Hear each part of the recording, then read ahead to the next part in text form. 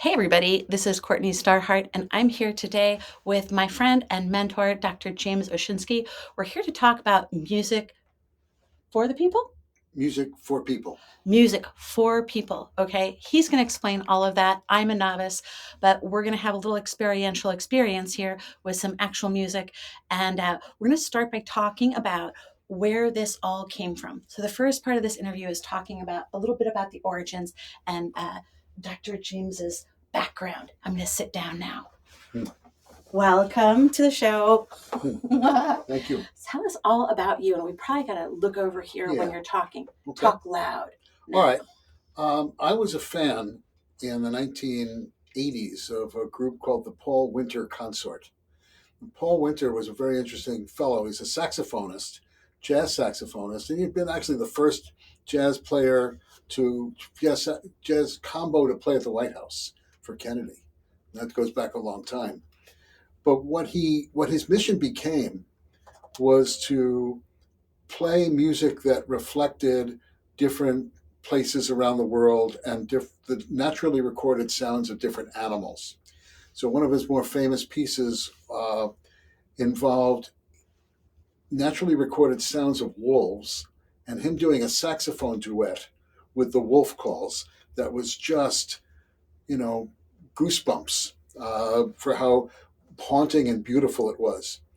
And his music was really early world music, early fusion of jazz, classical, indigenous music, and the sounds of natural recorded animals, whales, eagles, wolves. I had never heard anything like it. And I always had sort of big ears.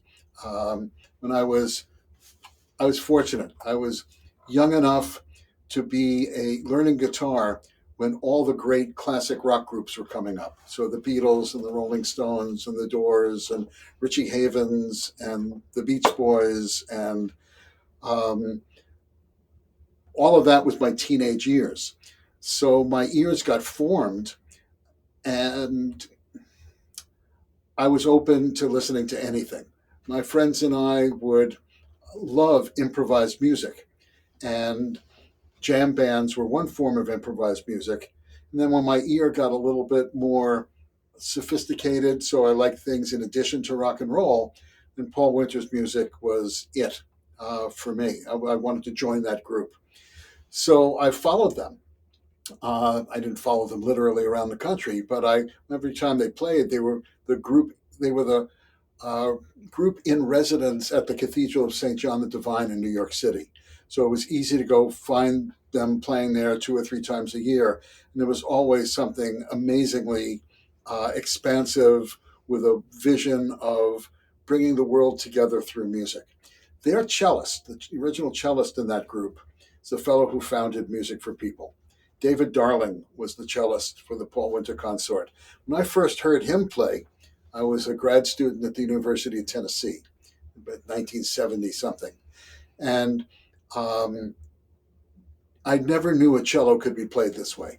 He played things that sounded like a sitar and Ravi Shankar, and he played things with pedals like an electric guitarist, and he sounded like Jimi Hendrix. It was all on cello. And I knew this fellow had something really important to teach. It wasn't that he had made all these things up that he played in performance like it was a concert, but what his specialty was working without a net. He improvised almost all of his shows, or certainly all of his solos. Um, and that aspect of making the music that was true for the moment is what probably attracted me the most, both as a musician and as a person interested in music for self expression. And when Music for People got founded, that was one of the original sort of subtitles to the organization, Music for Self Expression. Um, it was improvised, and what made it valuable and artsy at times is that it was music that was honest, that people were making the music that reflected something about who they are and what they're feeling at the moment. And one of the most important things that David said is that this is not just for musicians. This is for everybody. just by being human. We all need to express ourselves. We need to express ourselves in sound. When we were living in a tribal culture, this would have been normal. Yeah. But living as we live now, we tend to get over specialized, where music becomes only for the folks who have the right training and play the right notes and are practiced and polished. And where does that leave the rest of us to sing just the national anthem and happy birthday and pretty much nothing else all year? That's not a healthy way of integrating music into our lives. What we want is the permission to be musical. And we need to reacculturate ourselves to give ourselves that kind of permission. Perfect. So that's the first part of this. This is where Dr. Oshinsky is coming from, the vision and his origins. Now we're going to talk a little bit about where rubber meets road. It's like my favorite part. So we could talk about what the workshop looks like. So for all of you who'd like to come out and discover it, I will be there. So again, if you've been watching this series and you wanted to learn more about me or have a connection personally, I will definitely be there. I'm so excited. So, but what is it about? Because I have had the chance to talk with him for a little while and I'm thrilled. Now you need to know. What does it look like? What are we doing there? And eventually, don't worry, we're going to get some of these instruments out and he's going to play them so that you can have a little taste. Okay. Well, the most daunting thing about hearing that there's a music workshop going on is people defining themselves and say, I'm not a musician or I'm not musical. And everybody is musical. One of David Darling's favorite sayings was, be a master of what you can control. And what that meant was that if you can make one note and play it with good sensitivity and timing to what your social surroundings are at the time, you're going to be welcome in any ensemble, no matter how experienced the other people are. And Music for People, when we do our workshops, we we generally take in a combination of people that includes very experienced musicians and people who've never played with anyone else before, or people who were dragged along by someone and don't even define themselves as musicians at all. And within the first 10 minutes, everybody's playing together. What makes that possible is the power of rhythm, for one. Let's say all we had, I mean, we're going to have an array of all sorts of different percussion instruments. People will come, and if they're a saxophone player, they'll bring their saxophone. I'm a guitar player, I'll bring my guitar. But what we have in aplenty for everyone are drums and percussion, because drums and percussion is the easiest way in to participating in music. You don't have to read anything. You don't have to know complicated things about the techniques for the instrument. It's almost the same as playing your lap. So if people are there and a whole bunch of people are going on drums, something like this,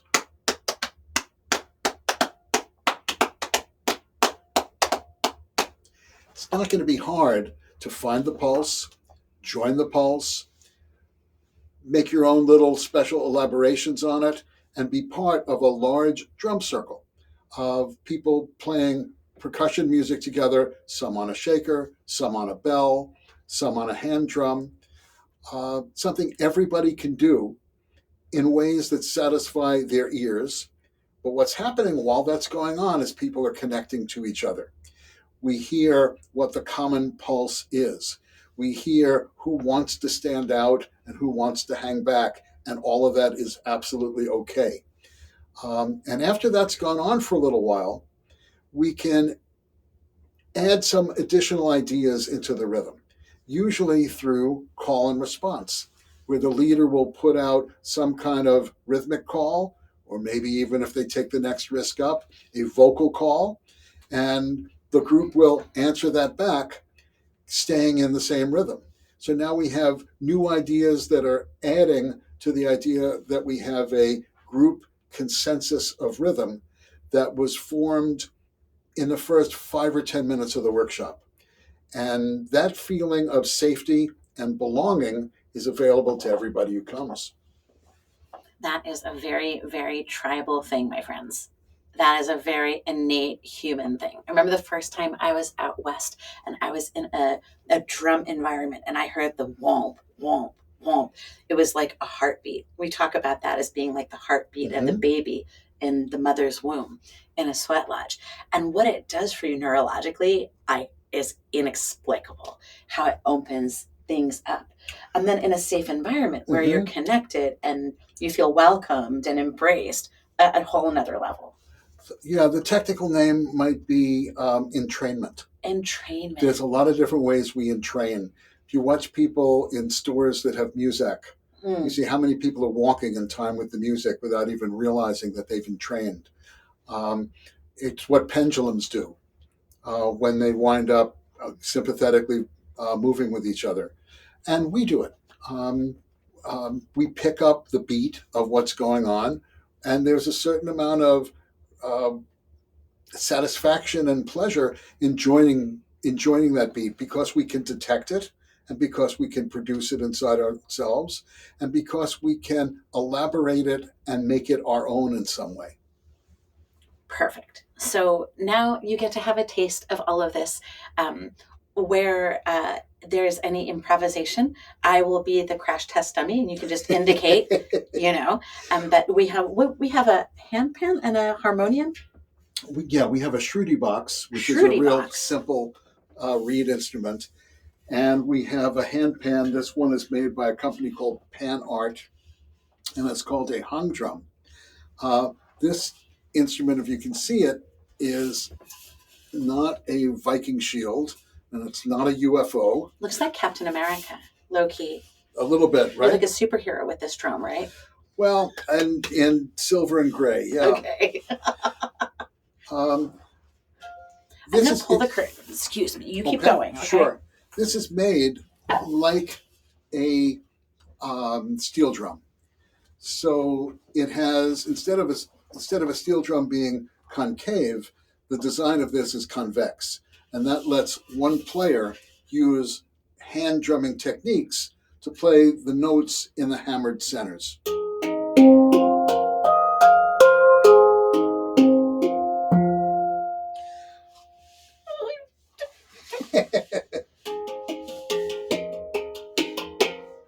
Now, can you keep that up for a minute? Oh, sure, sure, sure. Yeah, just exactly what you were doing. Just see, it's not as easy as he makes it look, but it's not impossible. Just breathe. Now she's giving me a structure.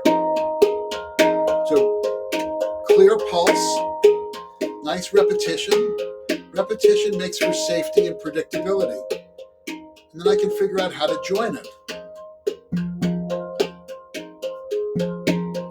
And I'm actually filling a hole in the sound. I'm also filling a hole in the pitch range of the notes. There was nothing low here, so I put in something low.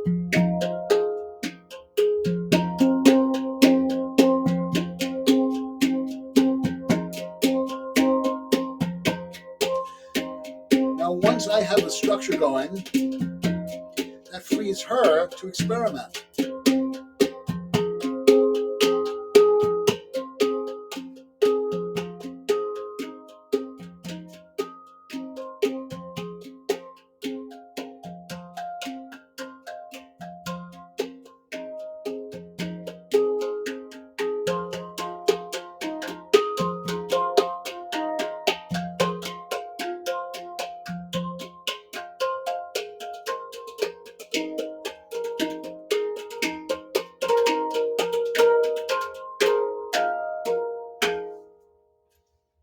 Woo! Yeah. Now, of course, we could have done this for a lot longer too, because it's just fun. But what you saw was two different, very loosely definable roles, where one person is holding a structure, they're staying home, and the other person is noodling around and exploring, which is roaming. So you have Homer and Roamer. Those words come from the drum circle master Arthur Hull, but those are great descriptions of social roles, of a Homer providing a safe structure for like hosting the party, and a roamer basically having the freedom to explore and do what children do, which is learn by play, learn by exploring. And whatever the notes are here, what sounds like what, I know that she's never seen this instrument before today. And I know we didn't rehearse what we just did. So, whatever experimentation she did also taught her how to play it. And that's what Music for People believes in, is this learning by play and creating situations for small groups and larger groups of people to play music, not to read music, not to be too regimented by music, but to get involved in safe ways of exploring and learning that way, both the technical aspects of the instrument, because you play this long enough, you'll get good at it. No experience means you just haven't had the experience yet. Um, you give yourself the experience, and the mastery comes with it. Do something for 10,000 hours, and you'll be really good at it. But it starts with our number one. In this case, we had Homer and Romer, and that switched up. And then at some point, we just went beyond Homer and Romer, and both went free. And then we looked for a natural place to end. At some point, she went to this kind of tapping motion. I was tapping out. Which invited an ending. And then the whole thing about doing this artistically is when there's a natural ending, respect it. And that's makes because silence is such an important part of the music. You don't have silence unless you let it end. Leaving the space in between Yep. is really important. Rhythm. So half of what we do at Music for People workshops is rhythmic, either in a big group or smaller groups, duets, quartets, trios, or however many people come. What we expect for Centerport workshop that's coming up at the end of May is maybe 30 or 40 people who will come. That's about the number who have been there in the past. That's a really nice number because you can hear everybody and you can also get lost and be anonymous. So it's a nice combination. When we move from rhythm to melody, the natural way that everybody can do melody is with their voices. And in fact, when you want to become a free improvising musician on an instrument, what you'd want is not to just play what's convenient to your fingers. You'd want to play what your soul wants to play. So how do you get from the inspiration to what you might sing to singing with your fingers? That's the path to instrumental fluency, is to make sure it's authentic first. And the authenticity comes from, well, if you were going to, would you sing this? So we can do Homer and Romer as a brief example here. We won't necessarily do this in the big workshop because we won't need a Shruti box at the workshop if we have 30 people singing. But imagine that this is 30 people.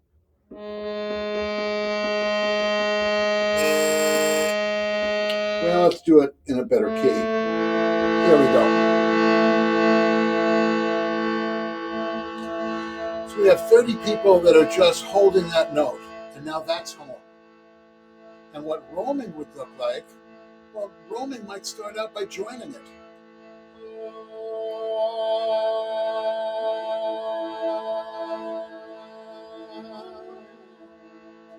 Or playing around with small contrasts.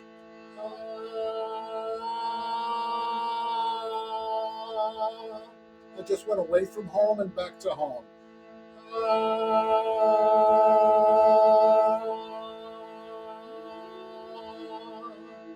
Or I could go further away.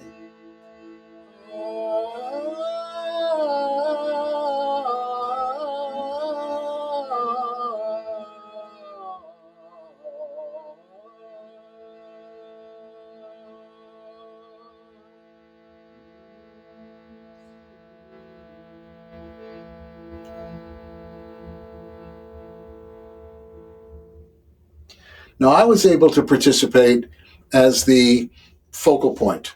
I could sing loud. But because this is going on in the room, I don't know if you could hear it, but she's singing too. And she's singing at her comfort level, which might have been more just blending in. Just so you know that if you come to a Music for People workshop, you have the opportunity to participate at standout level or quiet support level, either is going to be okay. I'm used to singing in groups, and I'm used to very simple singing and kirtan, the call and return, and the sweat lodge, and ceremonial stuff. So I feel relatively safe, but it was so comfortable because that sound resonates through my body, and my echo chamber is kind of filled with that sound already. Mm-hmm. So you don't have to worry about being in pitch or being out of pitch, and then you can feel it and Mm-hmm. what it does for you. You know, when you feel it running through your whole body, it's just so beautiful. And because you've connected with something. Yeah. And that's part of the power of these workshops, is that it's it's both how spontaneous, improvised, collectively agreed upon music improves your musicianship Mm-hmm. by bringing you into areas of fluency on your instrument that you didn't have before, or freedom to make music that you didn't have before.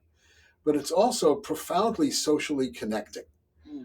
And what you get from this experience is what it is to have comfort with standing out, have comfort with taking your turn and then giving up your turn for other people, what it is to be attentively silent as opposed to disconnectedly silent. Um, we have a current culture that really that feeds stimulation addiction through the constant instant availability of everything on our phones and tablets and such. Disconnecting from that and connecting to something that is being created in the moment for the first and only time amongst the people that are there, uh, gives you a connection with something that you can't get anywhere else. And in order for interesting things to happen, you have to move between the role of being the one who stands out, being the one who actively supports with holding a beat or holding a note or giving people a bass line to work off. Dum dum doo da boom, dum doo da boom, dum doo da boom, dum doo da boom. As you hear that, I wonder if in your head you're coming up with what the next part is. I did right away. I could count on her for that. You can count on me for that. I'm not afraid of messing up. And also, having spent a little time together, I feel completely safe. And I'm talking only about a couple hours in this gentleman's presence. So I'm sure that in this welcoming environment with your colleagues and with all these other beautiful people, it'll be super magical. The other role besides standing out and supporting is to be silent, and how important silence is for music making in general. It's a big lesson of music for people. One of our posters says, silence is your friend. You are always playing a duet with the silence around you. And basically, silence is an aspect of listening. When your ear has an object to focus on, like a rhythm or a tone, well, that's what it's focusing on. When your ear focuses on the emptiness and the space where notes might take place in the future, we're calling it silence. I think that's the space of magic. That's the space that we have to cultivate to find the force, is that openness, that listening, that active listening, right? Because people pray a lot. They make a whole list of things they want from Santa Claus every year, but they don't listen when the answers come, right? So the better part of prayer and magic is that openness to listening. And so I'm looking forward to understanding more about that experientially. All of this is experiential, deeply healing. In the next video, I'm hoping that we're going to get to go upstairs and hear some more, but more from a technical background, because this gentleman also has a PhD in psychology. Mm-hmm. Amazing. So we're going to go and play guitar a little bit and improvise by the fire. And so for those of you who are more brainiacs, right? I'm kind of a brainiac and I love research and intellectual stuff. We get to satisfy that part of ourselves too. And so I hope you'll join us for part two, by the fire. And I'm going to say goodbye for now. No editing team. This is all you get.